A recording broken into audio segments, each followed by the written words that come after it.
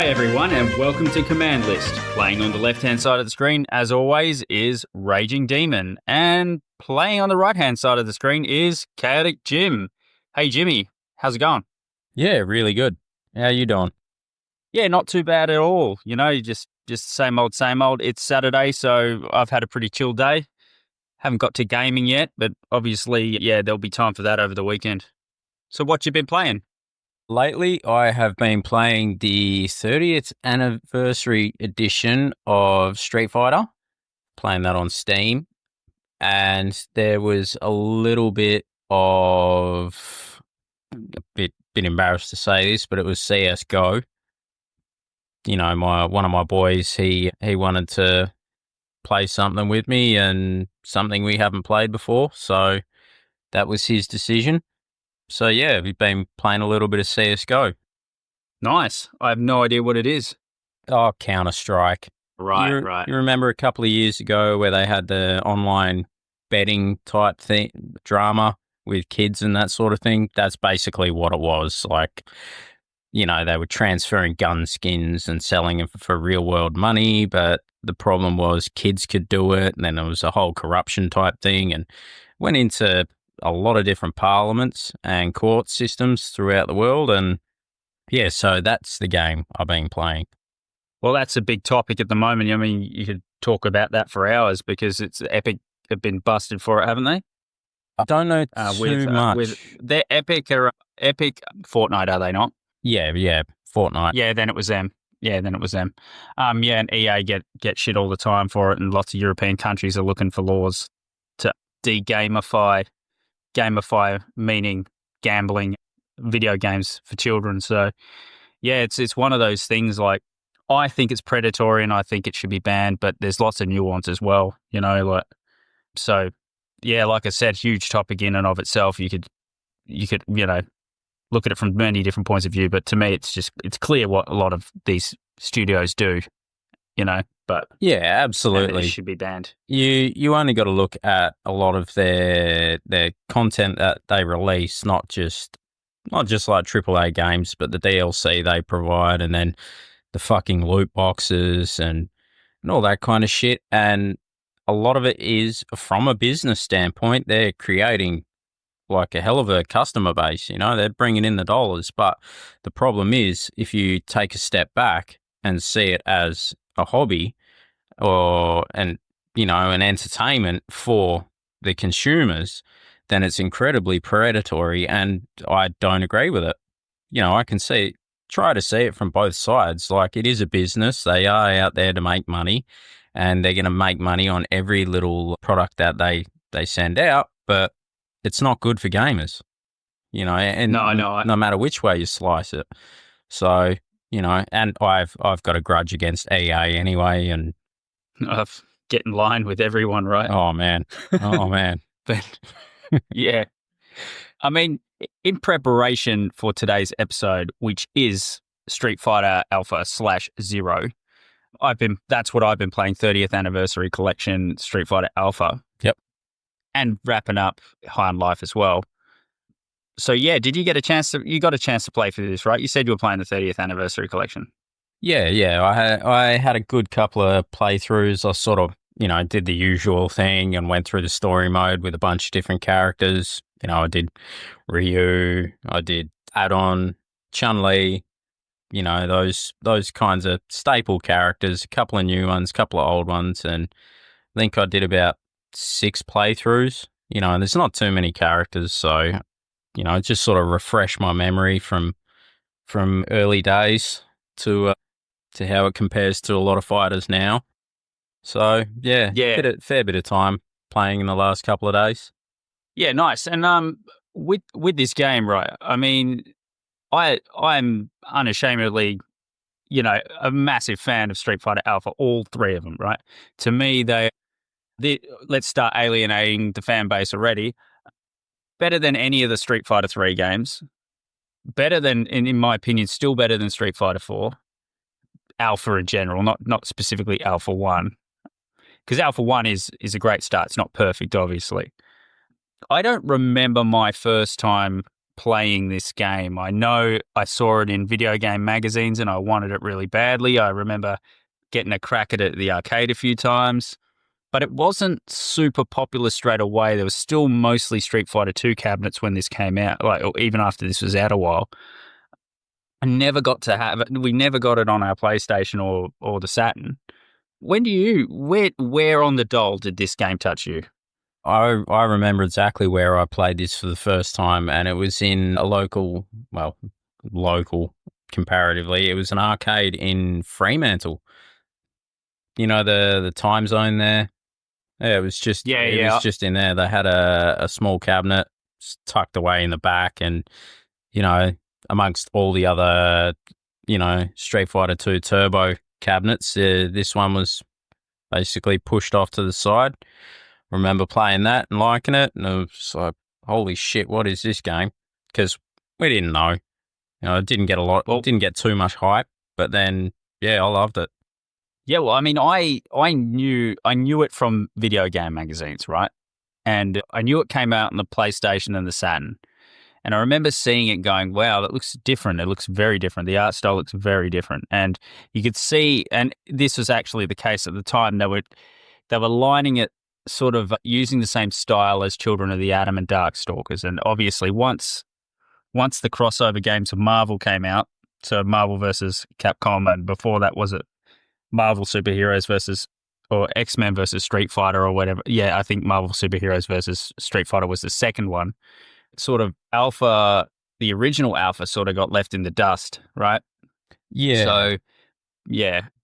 But I remember figuring out the CPS2 ROMs and emulators, right? Emulator and ROMs. And once I figured that out, I played the absolute shit out of all of these. Replayed all 1, 2, and Alpha 1, 2, and 3, got a hold of all the crossover games, and then all of a sudden it wasn't limited by my wallet, or my power card, as they were called at the time zone that you're talking about. Yeah. Now, what are your first impressions of this game? I mean, I don't think it's particularly... I think it's very obvious it's inspired by the Street Fighter 2 animated movie that was fucking awesome. So, yeah. Yeah. Well, the funny thing is, I think it's Ryu and Guy's stage, if you look on the very right-hand side of the screen on the shop window, there's actually a poster for Street Fighter 2, the animated movie. So this really? Oh, yeah. Yeah, so it was right about the same sort of time period, and there was a lot of hype around it. And I remember seeing this game and, going into arcade and going to the character select screen and thinking, holy shit, there's not many characters. And yeah, actually, you're right. That was my first sort of impression. I like to start the initial, intro video before you hit start. Then you start playing and you're a little bit disappointed by the roster, but you don't know that there's a bunch of secret characters that aren't hard to select. And then you start playing it, and you're like, oh, hang on, this is pretty fucking good. This is good. They got like a 3-tiered super combo system, and that first impression just on eyesight, what you've seen, wasn't the best. It wasn't the worst. It was sort of very middle of the road, compared to the other games that were being released, like X-Men and MVC and stuff like that. But the more you played it, the more you sort of liked it. You knew it was a step up in quality. Yeah, and you could tell it was a prequel immediately, right? And I remember speaking of cheat codes to select the characters, I remember seeing those in some gaming mags, and I think I must have been looking at previews of this, or they were getting screenshots in these magazines and sort of screenshots from the game. Must have been from Street Fighter Zero, because we were young when this came out, and I was like thinking to myself, looking at it, going, Vega? Yeah, Vega's not Bison. And that was when Gookie, like, who's Gookie? Who's Goki? I was like. And that's when I realized the Japanese had different names for their characters as well, right? And because obviously that wasn't Vega, that was M. Bison. And M. Bison, again, secret character. Akuma makes his return after Super Turbo, a secret character, playable. And I remember, in a word, the art style of this, chonky, right? Oh yeah. They're all doing steroids. Their feet are massive. It's very anime inspired. Oh man, he's And brilliant. yeah, you're right. The roster you're like, look at the roster after seeing Super Turbo, and you're like, wait, why? Isn't this a Saturn? You know, like, Yeah, sure. but you're right. Surely they got. Three hidden characters. Surely they've got more memories. We got to have more than this. But then, it's a lot more detail in it. So that's where the memory goes. So I guess they couldn't just cram in a ton of characters. It hasn't been refined over, I think, 5 years, 6 years or something since Super Turbo was released, or they'd had less time. This was an initial release, So over the years, when you kind of understood it, and this is one of those products that gets thrown out to see what happens.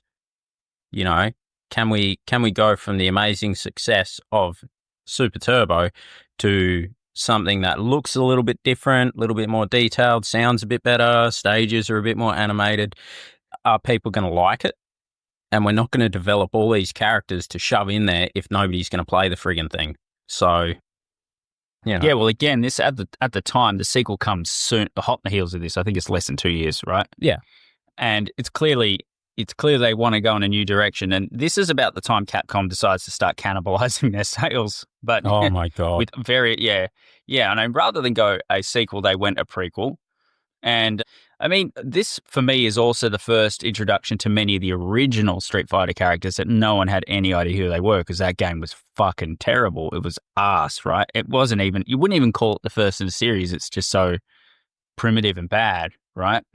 I mean, everyone has to start somewhere, but Street Fighter 1 is pretty jank. And yeah, Fireball does half your health and shit. But like, they brought in these characters from Street Fighter 1. There's very few original characters in this, which is surprising, right? When I was a kid and I saw this, I'm like, look at all these new characters, not realizing that they weren't new. Well, we can go over the roster. We'll just rattle them off real quick.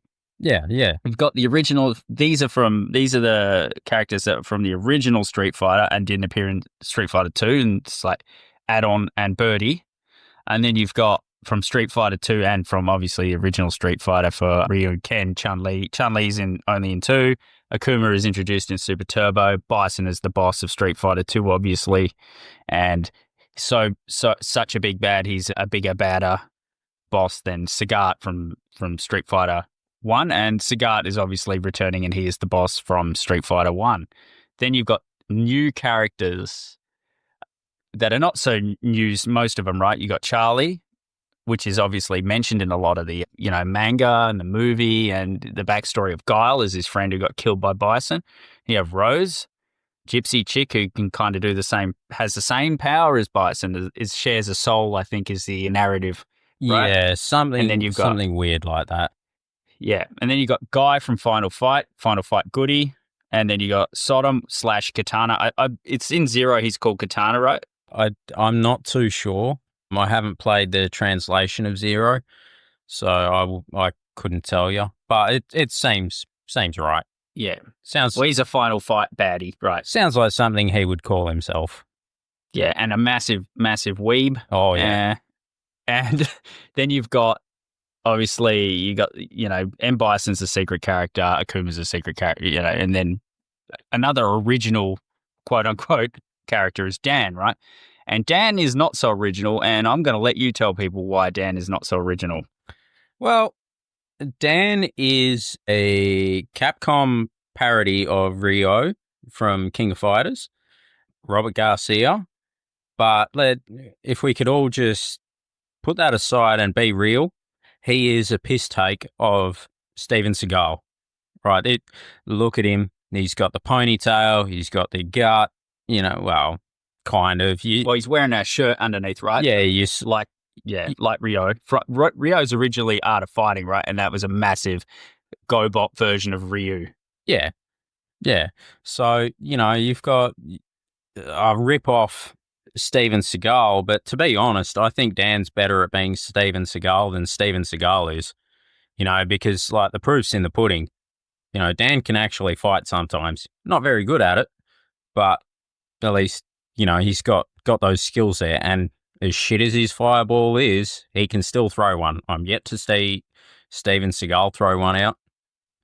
Well, look, Dan is not a great character. Like if you're not gonna win any tournaments with him. Oh no! But he's not as terrible as some of the other characters. And yeah, I mean, his Godlike is pretty shit. But that kick he does across the screen's pretty good. Yeah, that's pretty handy. If you want to get some space, you're getting crowded out a bit. Throw that out there, see what happens. I mean, yeah, or even to escape. Yeah, he's got a bit of a following too. Like a lot of people like Dan, just because he is ridiculous. And I myself, a fan of him. I like the character. I like the fact that he's a piss take and he doesn't take himself too seriously. The guys over at Capcom, they knew what they were doing with him, and I think they did a really good job of designing Dan as a character, and they also gave him some motivation to be there in the first place. Yeah, and it shows they do have a sense of humor. Not a midway Mortal Kombat guy's sense of humor, but they can see the funny side of their people ripping off their shit, right? Yeah. And we love Dan, right? And you would know this.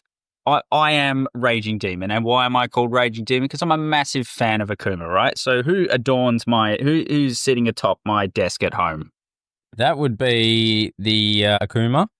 Yeah. And what did you get me for Christmas to sit next to my Akuma pop vinyl thingy that I've got? I got you a Dan pop vinyl.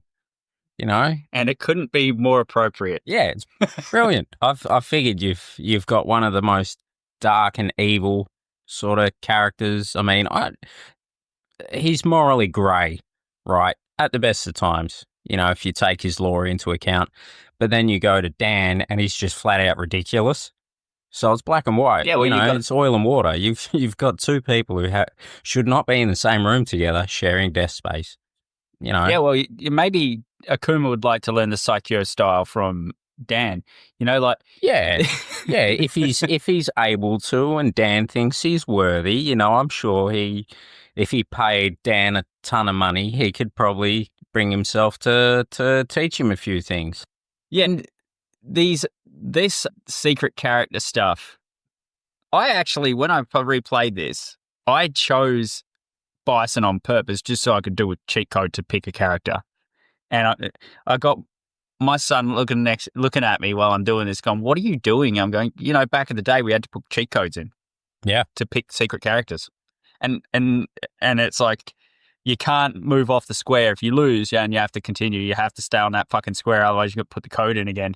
Yeah, but people, they never advertised this shit. These video game magazines that gave us codes didn't figure it out straight away either. If they're lucky to get some play testing before it came out, they might figure this out, or if the developer tells people on purpose just to get a bit of buzz going, But yeah, I mean, that makes sense. You've got, I don't know, like PlayStation magazine or something, and the developers have told us that there are 3 secret characters, and we got a little bit of time to get our hands on them, but they don't tell them how to get them. They just input the code, bring the guys in, say, yep, you're going to be Akuma, you're going to be Bison, and, have a couple of fights and all the rest of it. And then, I could see that kind of mystery there, just driving the buzz. So yeah, it was a good choice. Like I'm all for secret characters. Yeah, and it's a shame there's not. It's really hard to do it now, right? And you can't keep it secret. And then people get, and sometimes rightfully so, you get kind of pissed off. You just want to pick your main. Nah, man. I like the Tekken unlock. I like that. I like the unlockable characters thing. I believe in the PlayStation version of this game, once you did beat you could pick them after you'd played through with them. I might be wrong about that, but I'm pretty sure it filled out the bottom row. So it took out the random question mark and the 2 other slots in the bottom row. So you had a 3x3 or 3x4 character selection. Yeah. I think that's how it worked on the console versions, but I could be wrong. Yeah, I mean, and this game, when did it come out on those consoles? It was 90, was it 95 or something? Yeah, I'll just look this. I've got some notes, everyone, don't panic. So this came out in Japan. Well, it released arcades in 1995 everywhere, and then PSX was Japan 1995, and then the rest of the world and Saturn got it in 96. Yeah. Yeah, I mean, for its time, this is right about the time of, like secret characters, like, you could see Mortal Kombat do it. You could see Akuma came in based on a rumor from a bad translation from Street Fighter 2. Yeah. Yeah. Well, this stuff was super cool and hot at the time, right? And there is a part of me that misses having to figure it out. And I can use this guy. I can use Akuma, and he's just way better, and he can do fucking fireballs in the air. And I'll tell you what else made the debut in this game that may or may not be aware of is the Raging Demon became a thing. This is the first time. Right. This is the first time you could do the Raging Demon, right? Obviously, in Street Fighter 2 Turbo, he does it to Bison, right? Yeah. Yeah. But But this is the first time it becomes, and Akuma doesn't have a super combo in the original version of that game. really, No, he's just got nothing, and he doesn't even have a proper portrait. He's just got a blank screen. That makes him more mysterious, right? well, I suppose he was that OP in Super Turbo that he really didn't need it. I mean, the air fireballs alone were nobody was used to fighting that. I mean, that just wasn't a thing at the time. So I guess we're like, we'll just chuck this guy in. He's pretty fast compared to the other characters. He throws out air fireballs, a bunch of stuff. So I guess if they thought about the super combos, he's got too much of an advantage. We're not gonna completely, make a shit sandwich of this thing. Oh, he was pretty busted in many. I mean, I still think in competitive play, people used to. I don't know if he was banned or not, but you could definitely pin people down with the air fireball, and you couldn't do that with Ryu or Ken. And like I think, if I'm not mistaken, he was banned. It's a bit of a pain, I'm going to be honest, dealing with the air fireball. Not so much because of the fact that it's an air fireball, but the character speed. So if you have everybody else is operating at a certain speed, obviously some are going to be faster than others, like, Zangief, slow as fuck. But then you've got a guy that's bouncing off walls like Vega, and he's throwing out air fireballs. You can't get fucking close to him. And it takes a little bit to figure out a strategy to get in. It's a bit like fighting Sagat, where you've got the high-low, and then you get in and he throws a knee out. It takes a little bit to work your way around it, but then after a while, you get so used to playing against characters with these abilities that it's not a problem anymore. You know what I mean? It's a bit like Shin Akuma in, what was it? Everything. What was it? Capcom versus SNK? Yes. Yeah. He was in that, but he was in Super Turbo. You fought him in Super Turbo, I believe, that when you got to the Bison version of him. Yeah. When he beats Bison, he throws two. So that's Shin Akuma. That's what I mean. Like the two, all right, it's a bit of a problem, but it's not the worst thing ever. He's not completely busted, but that's just because you've been playing against him for that long. You're just kind of used to him. But, you remember the first time you go up against him in, what was it, Match of the Millennium. He's like, holy shit. That's fucked. That's like... Yeah, and he's not even the hardest boss. No, that's proper fucked. Like you've got all the super combos. You've got these crazy ass moves, and then he drops down from the top of the screen and like elbow drops you. It's when they add in a new special move or attack or something. It's a little adjustment. And this game added a lot, right? It changed moveset. It was I loved the gameplay and I loved the new moves. I mean, not to keep speaking of Akuma, but Akuma got his demon flip, which you could do a leg drop, or you could do a punch, you could let it ride, and then it's like the hooligan combo from Cammy, and he does a slide. Yeah. The backwards roll, the rolling is a good thing they introduced as well. Ken can do it. I hate that is how close ground. I hate that flip, but I'm a fan of it. it just gives you more movement opportunities. And Ken's role, brilliant. Yeah. You're jacked up in a corner. You can just roll through them now. You know, it's Yeah, and it's great. 2 super combos for everyone, at least. Kakuma's got more. Bison's got 2. That Bison's a kind of that psycho crusher that plagues everyone in Street Fighter Alpha 3. It's not quite that bad. Oh But no, yeah, like this, the mechanics of this game are more or less Super Turbo, but better, way better, right? And it keeps all of the good stuff, adds to it. I just feel like it's a very good I think this holds up. And I'm not going to wait till the end to say it. This holds up still. It's fun to play. Most of the characters' movesets are already introduced in this game before Street Fighter Alpha 3. So, even like I said, you go, oh, there's got to be some stuff missing, and there isn't much missing. In Alpha 3, everyone's got 3 super combos, unless you go with the X ISM, like the different types of fighting styles. yeah.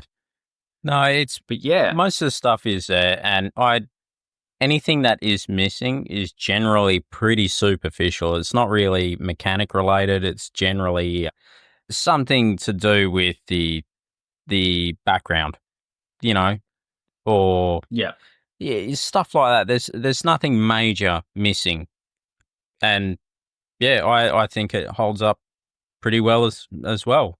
The only issue I have is just the roster, but hey, it's not the worst thing at the end of the day. yeah, When you add in the extra characters on consoles, it's not a bad roster. It's not something like, MVC2, where you've got this friggin' massive roster, or Capcom versus SNK. It's nothing like that. But it's also not like the OG Street Fighter. yeah. Where you've got pretty much. It's Ryu and Ken. Yeah, you've got fuck all. Yeah, and Ken is second. You only to play 2-player. That's it. Yeah. To play against someone. Yeah. And in doing some research on this game, there's a fucking Game Boy Color port, and I watched some playthroughs on that on YouTube. It looks pretty good, man. It looks tight. I mean, I had KI on my Game Boy. Yeah. But this was, I was impressed with this, and I'd seen some pretty good ports for the Game Boy Advance. Like the Turbo Revival on the Game Boy Advance was good, even though it only had 2 buttons. And also Street Fighter Alpha 3 port on the Street Fighter Alpha 3 Upper, I believe it is, on the Game Boy Advance. It's pretty fucking dope as well. But for the regular 8-bit Game Boy Color, like, I was very impressed. It sounds fucking dog shit, but everything else about it's all like, I can't see any characters missing. No, man. Maybe there probably is, but there's super combos. There's obviously it's the music, the stages, and things like that are nerfed, but yeah, it plays smooth. Yeah, from what I've seen, because I never had a Game Boy Color, so from what I've seen, it played really well. Oh, like you say, they had to drag a lot of stuff back. So obviously the stages are next to non-existent. The music sucks, but they were going for, it's got to play well rather than look great because it's a fucking Game Boy Color. Yeah, and I mean they just stuck. I think with when it comes to like the limited roster and that sort of thing, I think because they implemented the game so well and it played so well, it was just, it was sort of, it made Street Fighter Alpha 2 and 3, it gave them the opportunity to fill that criticism, right? Because one of my criticisms of this game are purely characters sharing stages. The music is just remastered, improved versions of Street Fighter 2 Turbo, aside from the characters that didn't already have music. Like you've got Rose and you've got Sodom who get new music. Birdie obviously gets music, and then Guy's just got the Final Fight music. So yeah, I mean that's a criticism of mine. I mean, as I love to hear the Ryu track, I love to hear the Ken track. I love that, but I also like it when they mix it up and create a new nostalgia, right? If that makes sense. Like if I heard the Street Fighter Alpha 3 songs for all the characters now, I get nostalgia, but it's not the one everyone thinks of from, so I feel like that was kind of, they could have done better there with the sound. They could have done better with the stages. Yeah, And I don't know what their development cycle was, or what what their programming limitations were. Whether it was it was a transitional phase for gaming tech at the time. Arcades obviously, get better and better, but it was sort of early days of the PlayStation. The Sega Saturn was there, so I'm not sure whether they could have taken an extra 6 months or a year and released something that had more assets to it music wise. I mean, the music's great. It's, sort of jazzified and updated for actually using good sound, not bit sound as much as we love it. It wouldn't have worked. And the stage backgrounds where they change it, Guy and Ryu, Ken and Charlie, they all share a stage, but one will be, say, on the Ken and Charlie's stage. One's during the day, one's at night. One has a crowd, the other one doesn't. So it's the same fucking stage. Like the background's exactly the fucking same. So, and Rose and Birdie. Yeah. You've got Birdie, who's an English dude, an English punk, sharing a stage with an Italian gypsy witch type character. I don't Birdie, as far as I know about British punks, they generally stay in London, which is a little bit of a walk away. So why the fuck he would be there doesn't make any sense. But I guess they ran out of assets and they just thought, fuck it, let's chuck these two guys together and they can share a stage. Or it was simply just the time frame they wanted to release it in. Yeah, I think that's more what it was. Just they had a definitive date and they wanted to keep to it, and that was the sacrifice they made. Instead of, on the Colosseum stage, they've got cats walking around in the background. So does the Game Boy version. Yeah, that's fucking great, but like, what kind of detail and memory does that soak up when you maybe could have got rid of that? And, the money getting thrown out on Guy and Ryu's stage onto the floor, you could have got rid of the money and, maybe use that memory in a better way. But it does make those stages feel more interactive, and you wouldn't really notice it until you've had a fucking ton of playthroughs, because you've got the shading changes and you've got it goes from day to night, and they take out assets and put more in. So it's a shared pool of assets, but it's done well enough that you won't really be too affected by it. It's just something that's sort of, I'm nitpicking here, but I definitely think it is because of the development crunch. For me, I really get annoyed at this whole. They did the same. They didn't do it with Alpha 3, and they didn't do it with Virtua Fighter 3, and they didn't do it with Tekken 3. But this whole, we'll just get it out there, and we're working on 2 anyway. Yeah, yeah. I believe the rush probably had something to do with the crossover games they wanted to do as well.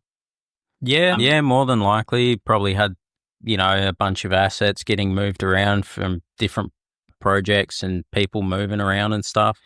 Yeah, working across projects, and you can see the sprites. They're building the sprites to use in the crossovers because they are the same sprites. Because the crossover games, and like you said, they're probably sharing projects.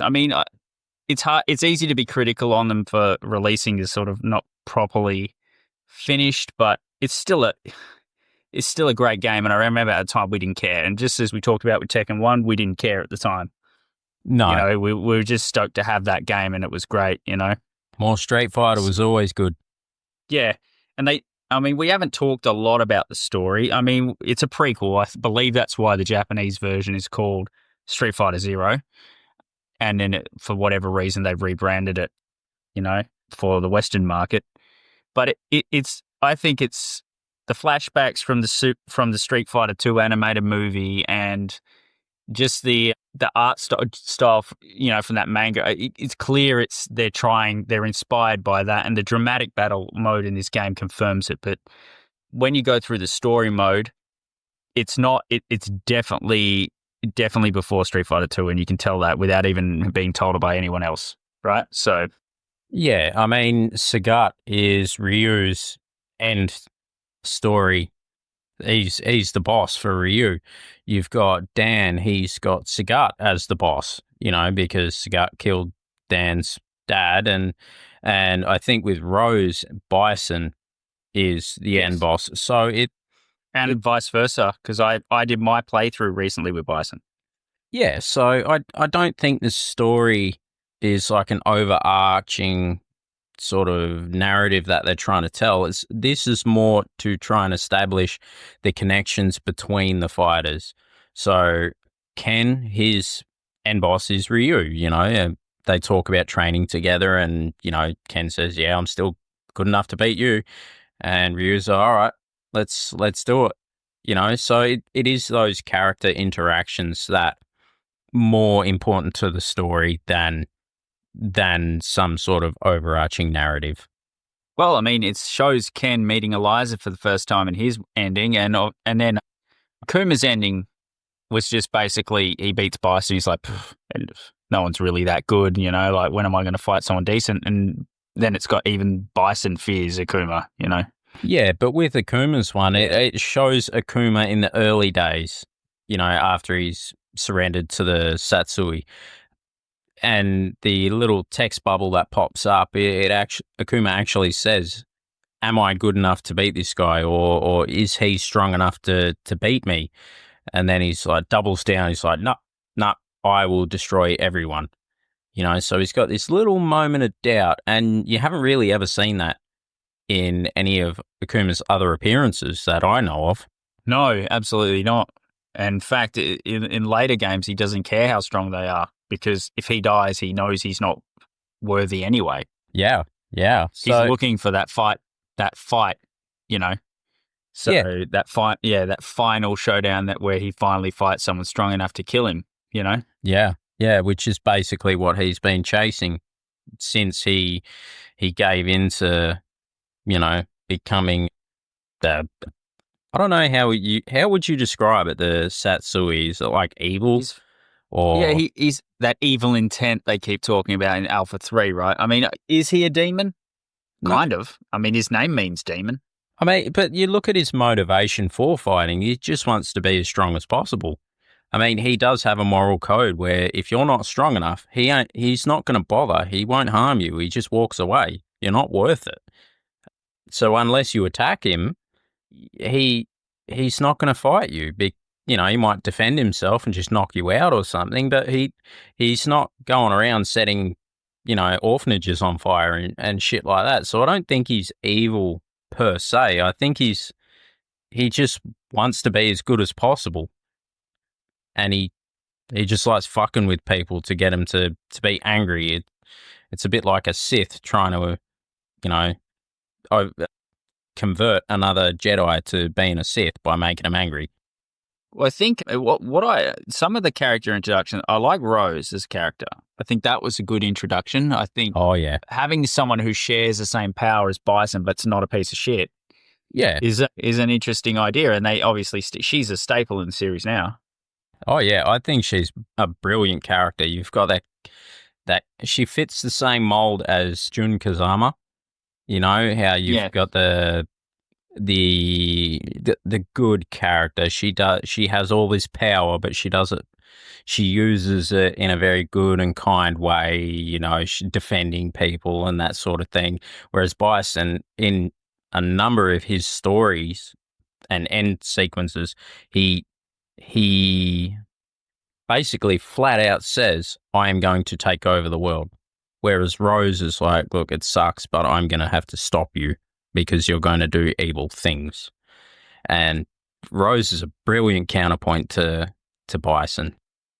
Yeah, like a complete and polar opposite, antithesis, like whatever you want to say. She's the yang, he's the yin, or whatever, right? Yeah. Of the same coin. So one's the heads, one's the tails. Yeah, it's She's kind of got that gypsy crystal ball kind of shit going on as well, as you'll see in Alpha 2, where she's yeah. don't see that, man. Yeah. There's a lot of Rose is very sort of, yeah. Yeah. But in the end, I don't, who canonically wins Alpha 3? I don't remember, but I guess I don't even know if there is a victor.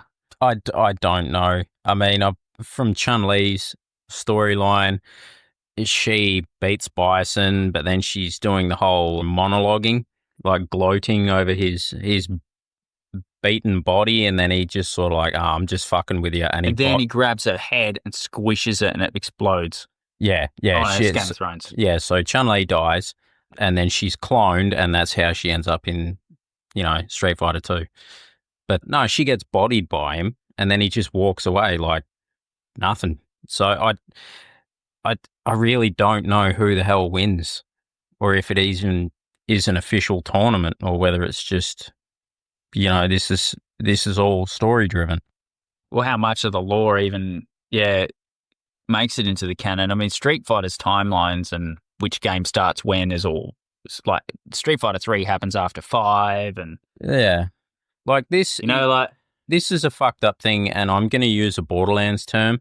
So with Borderlands, they made 1 and 2, and they were both really successful, and then they decided they were going to go back and explore the characters' storylines and why they're doing shit in the first place, and they called it the pre-sequel. And for me, this is, even though it's ridiculous to use that term, it actually works for this game. It is a pre-sequel. It's weird. It's weird, but it fits.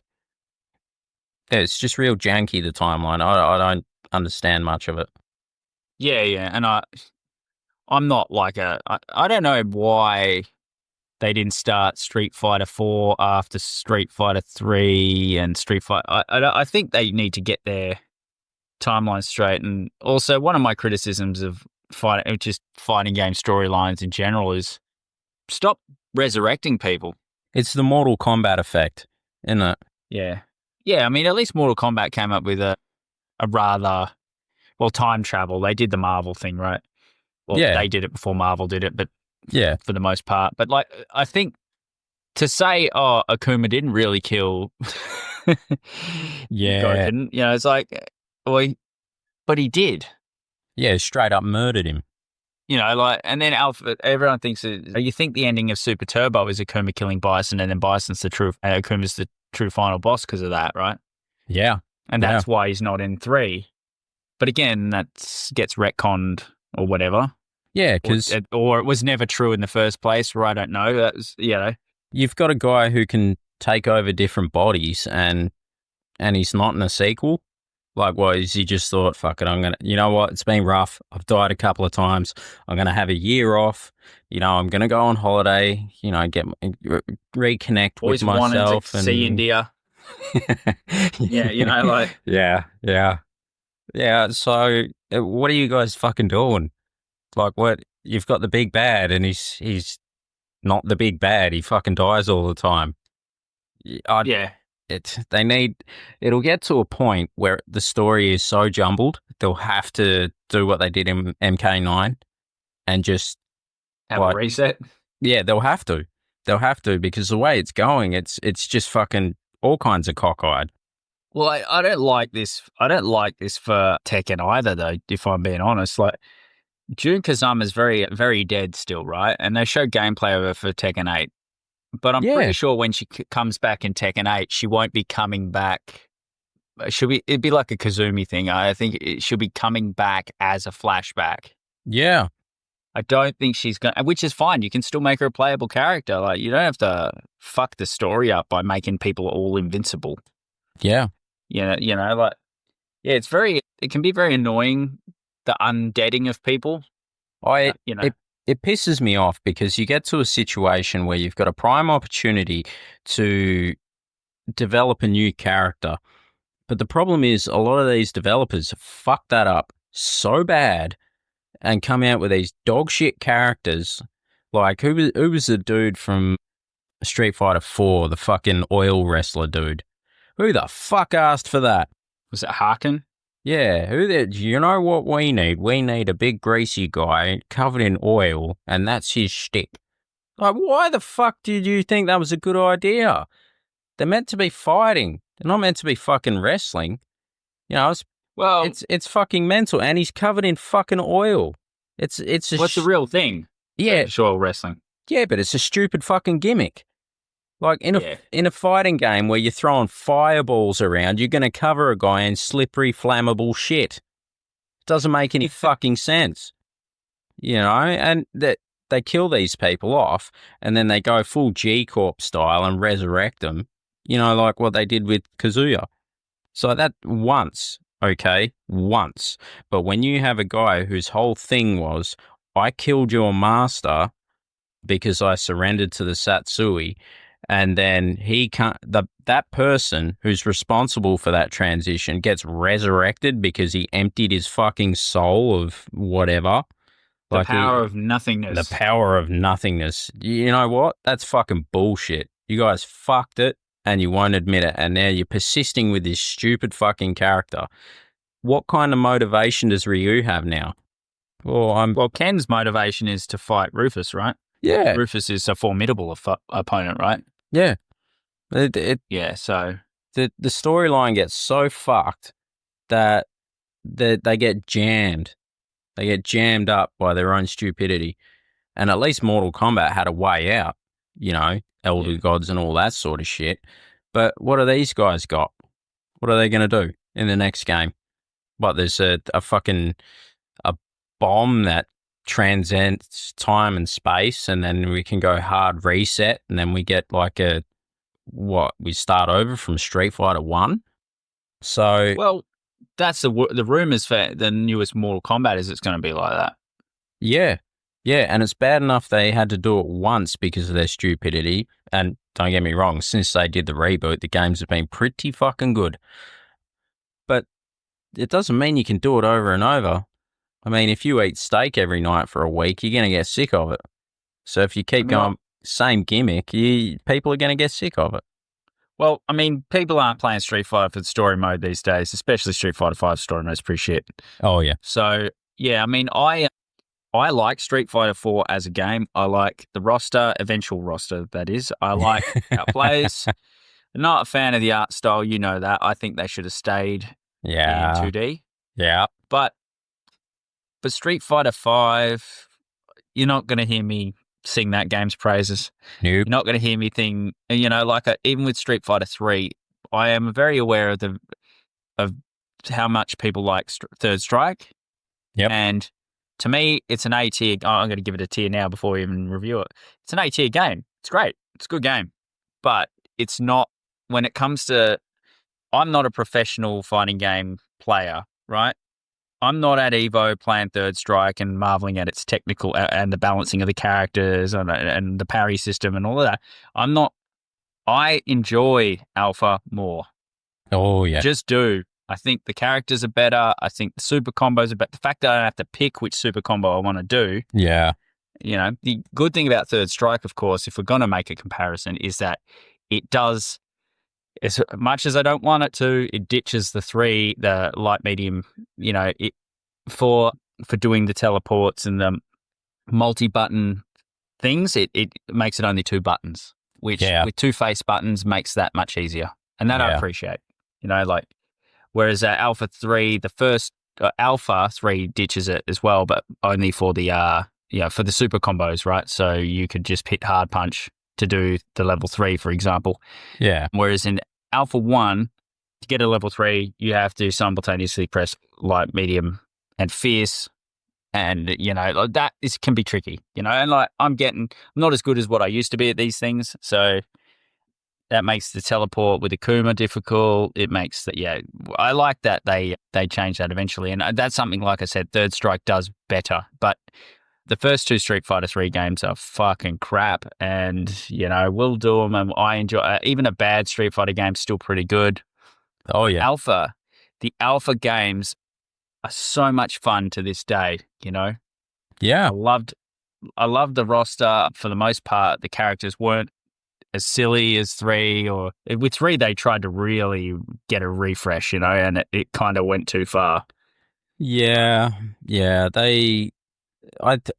This is where the crunch or development cycle and sharing of assets, both developers themselves or shit like that, it starts to go a little bit fucking sideways because you have two different teams working on two very different games. So you've got a pre-sequel type setup with Alpha, and then you've got Street Fighter 3, and it they don't mesh well. And there's good parts to both. But if I'm going to pick one, it's going to be Alpha. I just like it more. I fucking like it more. Because Alpha 3, for example, you're playing through it as Cammy, and, everybody knows, somebody who knows a bit about the lore understands that she was brainwashed by Shadowloo. And she was on Shadowloo's team at this point. Yeah, exactly right. So she gets up and she's about to fight Bison. She's got to fight squad mates, her teammates that she was training at Shadowloo with. So you've got that, it's a bit like, you were my brother Anakin type fucking dynamic. You got these two women. You got to fight them. Teammates. You spent how long suffering with them? And, there's got to be some kind of emotional connection there. Whereas, you go through it, you beat Bison and yada, yada, yada. But then the third strike, you're like, what the fuck? There's nothing really like that. So story-wise, Alpha is a lot better. And to be fair, that's pretty much why I play these games. I like the characters. I like the story. I like, the fighting, the combat's great. But yeah, and it was a time when single player fighting games, like playing on your own, was more of a thing because you didn't have online gaming really. Like you do with these games now, and that's what I think exposes a lot of the imbalance and busted characters. But we weren't as aware of that back in the day because we were playing couch versus, right, and we were playing single player against the CPU and stuff. So yeah, I mean, actually, I'm going to set you up to talk about the best part of this game, right? We did mention this mode, the dramatic battle. Oh, yeah. For a start, last time we did this was a couple of years ago, right? We did dramatic battle on all of these games. I think it was last year. Yeah, and the cheat code fucked us a little bit because we both have to do a part of the cheat code, right? Yeah. But how fun is dramatic battle? That was awesome. I'd never done anything quite like that before. And for those of you who don't know, it's essentially you've got a boss character, and then you have Ryu and Ken or whoever, So there's two player characters fighting the CPU. And an amped up CPU. I like that. Fucking steroided one, right? So, I mean, in this game, what makes this awesome is this is hot off the heels of the Street Fighter 2 animated movie, as we've mentioned many times already. Yep. Which is awesome. They literally give you the boss fight from that movie. Yeah. And awesome. In the Japanese version I was reading, they even use the same music. Yeah, it's fucking awesome. Love it. Yeah, and you get to fight Bison. I mean, granted, you can't like grab Bison's legs and sort of be, and have fucking Ryu do a hurricane kick him in the face and shit. But you can stand either side of him and spam fireballs. Yeah. So yeah, I mean, I love dramatic battle, and they keep it in the series. And what I liked about the Nintendo version, this was it, Ultra Street Fighter 2, the final challenge, whatever it was called. Yeah. When we played, the biggest mistake in that game is calling it buddy battle. Yeah, that's not quite the way I would have gone about it, but they should have called it dramatic battle. They had this tradition. Yeah. Well, that's Nintendo. They like to fuck up every now and then. Oh, whose fault is it though? Is it really Nintendo's? Like, are they not responsible for porting it over? No, it's a just for the Switch. So from the, yeah. It is all right. I'm going to blame Nintendo anyway. Yeah, it is pretty much that same HD remix that came out in the PS2. Yeah. which, by the way, adds in the Raging Demon for Akuma, Yep, as it should which be. makes him extra busted. Yeah. Yeah. Because he didn't have and also Turbo Revival on the Game Boy Advance did that too. But yeah, I love that game. Bastards. You know, it was good. Yeah, I mean that was the best part of this game. And when we had a bash at it recently, it was awesome. You know, like that dramatic battle. What an idea! Yeah, You know, a little bit of couch co-op. Yeah, I've broken my hands quite a lot, so every now and then they get a bit locked up. So my Dragon Punch wasn't working quite as well as I would have hoped on that night. So I just had to sit in the background and throw fireballs out. And when he got too close, throw out a Tatsu or something. You know, I wasn't quite as useful as I normally would have been, but still the strategy worked. Yeah. And I believe we were playing on the Xbox too. So yeah, the D-pad being where it is, it's a good D-pad. It's just sort of, it's because it's offset for all the bloody FPS nuts. So so because playing FPS is, you know, offset analog sticks is obviously the way to go. But I mean, it doesn't make it easier. That's for sure. If you can't quite nail that DP and you have trouble with that because of your knuckle or your hand or whatever. Yeah. I get like this with some of the moves as well. You know, I was, you know, I'm not a fan of charge characters, but you know, there's stuff like that where I'm trying to you do a crouch, right? So that you can either do the head stomp with Bison or the somersault kick if you're using Guile, or the Sonic Boom / Psycho ball thing in Alpha, right? Yeah. Or like you'd play it the same way you play Charlie, right? And then that gives you the option to do either one. But because, like I have the same problem with my thumb, it's sort of like getting a little bit, probably some arthritis or whatever, and I can't quite nail it every time anymore, you know? Yeah. That's where the arcade sticks and stuff. Well, it also do help. Yeah. Also helps if you've got a control that it's been worn in, you've broken it in. Whereas I think when we were playing it, the control wasn't really old, so that spring back makes it real easy to fuck those up. Like if you need a bit more travel in it, you mean? Yeah. So like wearing it out. If you're doing Charlie's, you know, his super combo or his flash kicks, you've got to do down back, down forward, down back, and then forward up. And trying to do that with a crisp controller is fucking impossible.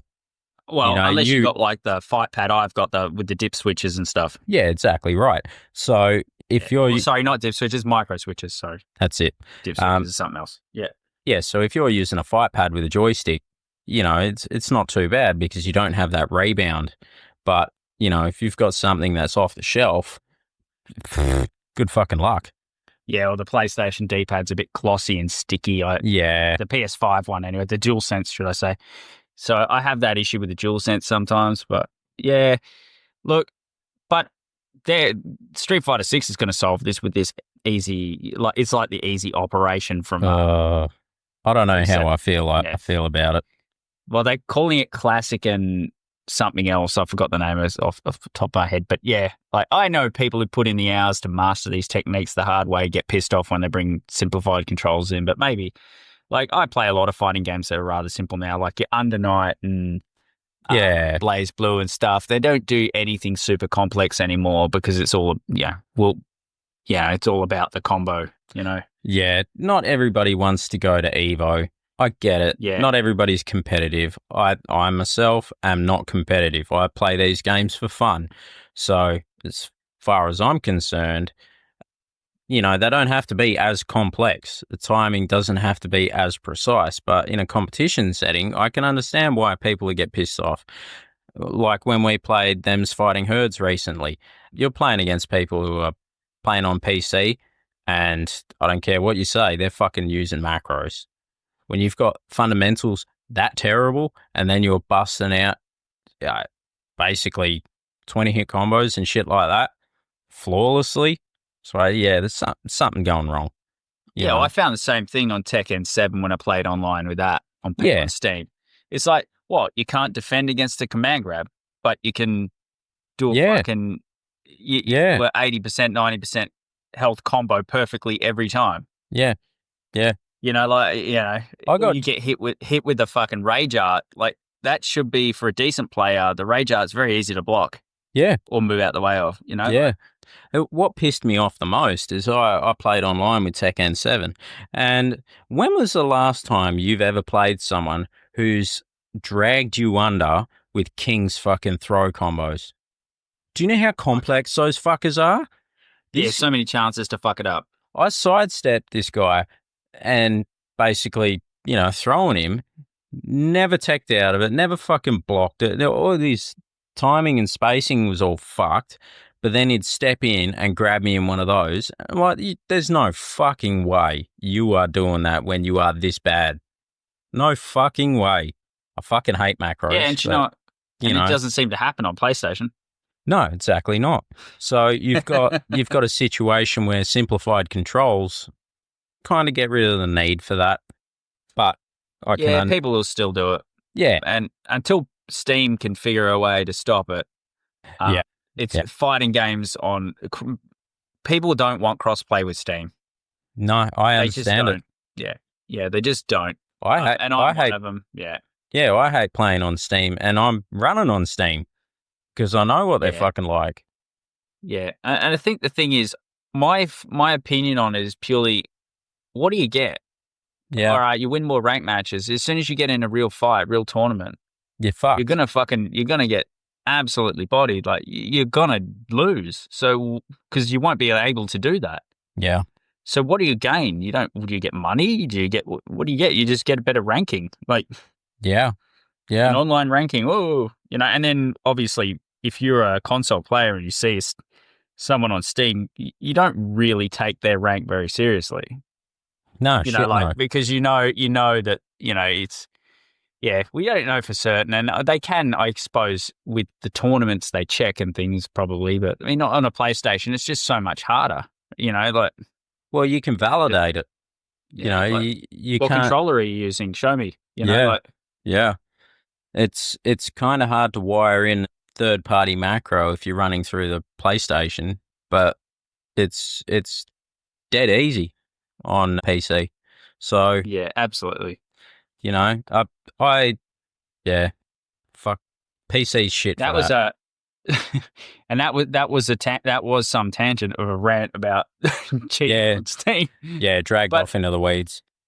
Yeah, I mean to get back to Street Fighter Alpha, we got any sort of closing comments or anything you want to say about it? I mean, it's like I said, it's fucking still pretty dope game. Like, I've had fun playing through. I got a couple of things I just want to sort of throw out there. Apparently, I could have sworn I've seen training mode on other games, but apparently this is the first one that introduced training mode. Nice. There are a ton of spelling mistakes, which is fucking great. Keep them up. I like it. I like seeing shit like that. Putting words in the wrong places and fucking up grammar and spelling is brilliant. Well, I love wing that quotes. Shit.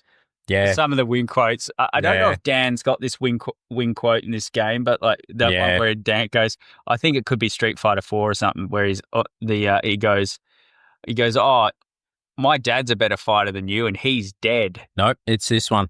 This one? Yeah, it's this one. He's a fucking savage. Just in the notes for this episode, it seemed to be grieving very hard, does he? Oh no, man. He's taken up a challenge to avenge his dad, but he's talking shit about him always. So that's another thing I wanted to bring up, Dan. He's just a fucking ruthless bastard. It's brilliant. Another joke side of it. And obviously the start of a real legacy, right? Yeah. Of Dan doing a super combo that burns 3 bars. Yeah. 3 full fucking meter and doesn't do a goddamn thing. And if you interrupt it, you are a biggest piece of shit out there. I don't give a fuck. I'm interrupting every time. Oh my God, no, don't say that. We're going to get, by the way, you can send your hate mail to commandlist@gmail.com. Make sure you address it to Chaotic Jim if you're not a fan of people interrupting Dan's epic Yeah, fucking bring it on. taunt Bring it super on. combo. I let it finish, and to the point where now it's a one-hit kill if you let him finish. Yeah. So I love that. I love how Capcom have like that. And they didn't start that, obviously. Nah. Players started. Nah. I like, Yeah. this is ridiculous. I'm just going to let him finish, and as soon as he's done, I'm just going to punish. Yeah. So It's the very definition of glass cannon, you know. yeah, why? Because it's fun, and they put it in. Yeah, You know, like, shit. yeah. But why not? Why not? He's a joke character. Why take him too seriously? And he should have a 3-bar super combo that does fuck all. It's great. It's great. Yeah. Another thing I wanted to bring up is the super combos not being shit. They're kind of meh. This is something I have a massive problem with in recent fighting games. When you throw out a super, everything stops. The camera zooms in on your character, and then he says some fucking, fighting spirit bullshit monologue. Like, it's ridiculous. And then he goes into this long fucking winded diatribe or something, and then it gets to the action, which is another cinematic that is really unnecessary. And it just stops everything. It's like it puts the brake on. I like it being snappy. I like the ending having the screen flash. I like that, but that only happens if you beat them. Yeah. You don't want it happening mid-fight, right? And it's kind of like, remember the first time we played Tekken 7 and we started doing rage arts? And we're like, what the fuck is going on here? But at least you can only do it once, at least. It doesn't. Yeah. Guilty Gear does this. Guilty Gear pulls it off a little bit better, I think. But yeah, it's too long. It's just shit. Why the fuck do we need to hang on? So you're, say fucking Giles. Again. Giles jumped in, and Ken is just about to fucking punish him. He's gonna land that fucking uppercut on him. So while Giles in the air, time stops, Ken spouts off a bunch of bullshit, and then time starts again in time for you to fucking hit him. Why the fuck did we need to hear from him in the first place? Why? Why fucking stop it just to give him a chance to fucking talk shit? A fighting game's meant to be fast, snappy, there's fuck all cuts in the combat. It's meant to be quick. You're meant to just have that quick power up like it used to be. Now they've turned it into a fucking power-up like something out of Dragon Ball Z. It's ridiculous. I fucking hate that little wind-up sound effect in the alpha games, that lets you know that you've fucked up. If you're not blocking at that point, you're fucked. That is just enough time, a second, not even a few seconds, a second or so. Yep. To reflect upon the fuckness of your situation, right? Exactly right. Now, if you're you're standing right in front of Akuma and you hear that noise, well, you're not blocking. You're fucked. Oh, no, you can't block. It's unblockable. No, unblockable. Yeah. If you ain't jumping, you're fucked. Yeah. So, it's just a fucking ball ache. And I don't know if there are any Kara demons in this one. I should have looked that up. Well, obviously the Kara demon mean an unblockable demon when they set you up and you're in a frame trap. Yeah. Yeah. Well, hey, if you get set up like that, sometimes you deserve it. Yeah, and I like that. That's all you need. You don't, like you said, you don't need a Dragon Ball Z fucking 3 week. Yeah, you don't need that. You don't need that shit. 3 month long spirit bomb power up sequence. No, just give me that fucking sound effect and let me reflect on how shit I am. That's all I need. That's all I need. Why are we fucking going through the whole cinematic bullshit? Just on art style and cinematics add-on. God damn, this guy is the Joker from DC. This is Joker, the ginger kickboxing edition, If I may, it is kind of irritating to fight against add-on. Not because he's good. It's because of the voice. And the jumping around. It's a bit like fighting Chun-Li, right? Yep, they tried not hard, just lengthy. Yeah, he tried to mix up Sagat and Vega, because you've got Vega's sound effects, the high-pitched fucking screeching effects, and then you've got the Muay Thai from Sagat. So yeah, all right. Add-on, he's one of my favorite characters, just because he's a dickhead. Like he is the Joker. So that's all I was going to say. Just bring up the ridiculousness of his character or his design. And have you seen the portrait picture of him? It is No, no, no. it is fucking horrific. He looks like the dude from the Goonies. Oh, you mean what? Do you mean in the game or did it? Yeah, in the game. Yeah. Of Yeah, course I have. you Yeah, see, tell me yeah. that It's not doesn't. good. If the guy from the Goonies lost about 10 kilos and he was all drawn like he was going, he was trying to look nice and lean for summer, that's what he would look like. He'd look like Addon. It is fucked, proper fucked. Well, add-ons. What's funny about add-on is when when he wins his ending, he's sitting in some chair and some guys. Oh, there's this Akuma dude who's going around doing Akuma stuff, and he's like, yeah, I'm going to fight him, and beat him. Like, Yeah. you're not. Yeah. Hey, he's got confidence. I'll give him that. But Akuma's a whole nother kettle of fish. Yeah, absolutely. Right, I knew we could talk. I knew we could definitely get an hour's worth out of this one. Oh, I was we worried about treated the running long. Yeah, it doesn't matter. We treated the listeners to a few sort of therapy sessions on fucking cheaters on Steam, Yeah, overly fuck long 'em. cinematics for Fuck 'em. fucking super combos. Fuck him. Oh, and let's mention the useless parry system. Oh, yeah. It was so useless. use it. I completely forgot about it. You just burn part of your bar and it doesn't do anything. Yeah, it's fucking pointless. Yeah. So, yeah, all right.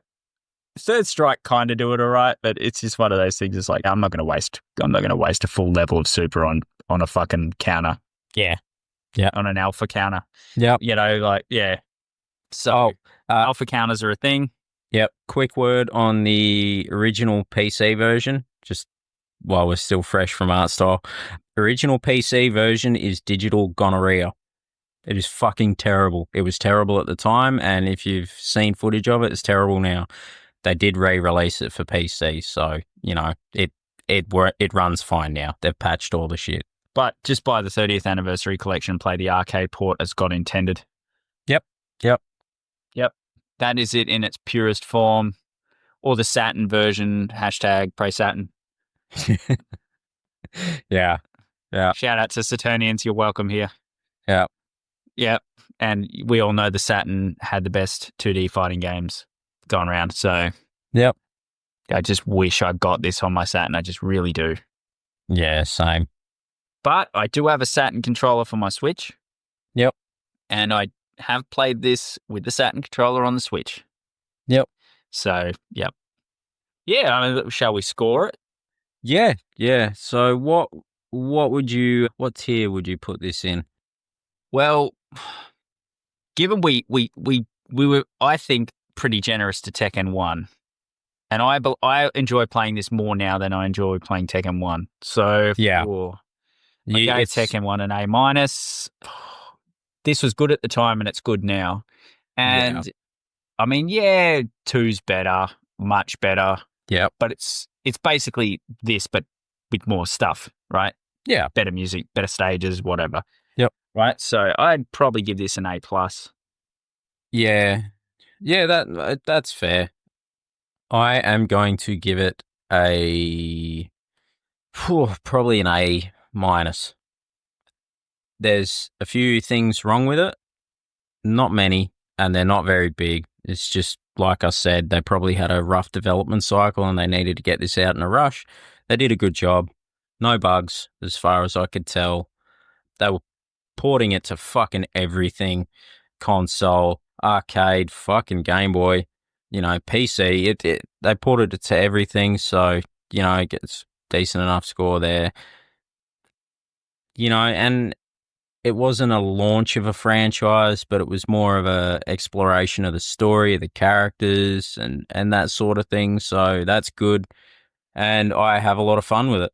It's great. It kicked off the Alpha series.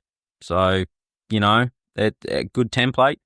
And Yeah, it works for me. I enjoy it. I really enjoy it. And that dramatic battle, that is the tits. I fucking love it. So, it A minus for me. Every Street Fighter game should have it. Yep. Yep. Every Street Fighter game. Every game should have. No, just every Street Fighter game. Yeah. But Yeah. yeah.